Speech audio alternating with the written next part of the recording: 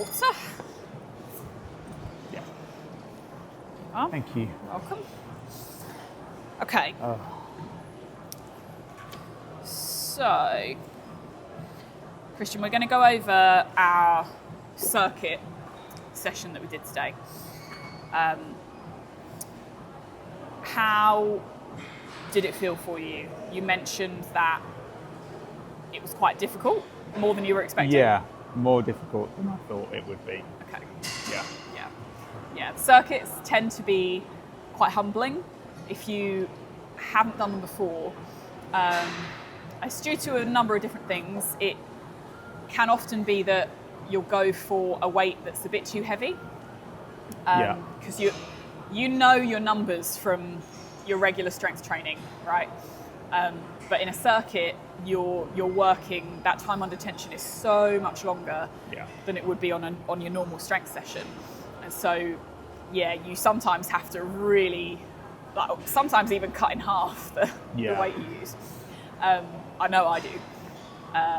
But in that, we're building our muscle endurance and lactic threshold, but it's also getting that cardiovascular system really working as well, because you're working harder for longer. Yeah. So did you feel that it flowed nicely? Yeah, I think so. Yeah. I think it got there's a bit of range of motion for each different body part, which I thought was good. Okay. So. And how did you, I know you hadn't, I don't think you had done the wall ball throw before. I'd never done that before. No. So in terms of your range of motion, like your mobility, how did that exercise feel for you? Was it okay? That was fine. Yeah. I struggled with the coordination for the first few tries. Yeah. And then a bit towards the end as well, but that's just because I was tired. As you fatigue, it gets harder. Yeah, so that's where, potentially, even though it feels like a kind of kick in the ego, we might have to drop that weight. Yeah. Just because... I think I would have been fine if it was against an actual wall.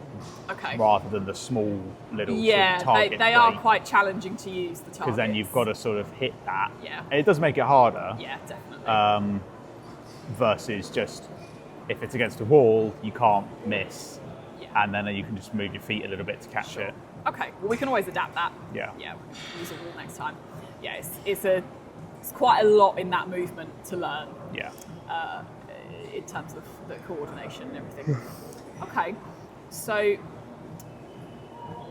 in terms of the cardiovascular aspect, did you feel like you were working really, really hard towards the end?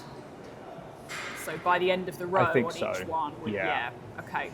Yeah. So, it could be that the pacing, we maybe need to adjust a tiny bit. Yeah. So we're not aiming to go all out. Okay. With a muscular endurance circuit. We're aiming to sustain a certain level of effort. Okay. So, we're not competing, we're not at CrossFit, we're not at High Rocks, okay? So we're not aiming to go hell for leather, 9 out of 10. We want to hover around 6 or 7 out of 10. Yeah. And, we want to keep that heart rate stable but elevated. Okay. So, we can look at that next time. Yeah. And maybe just adjust that pacing ever so slightly. Cool. Okay, so obviously, because you would have got quite sweaty in the circuit, just make sure that you drink enough. Okay. And do you use electrolytes at all?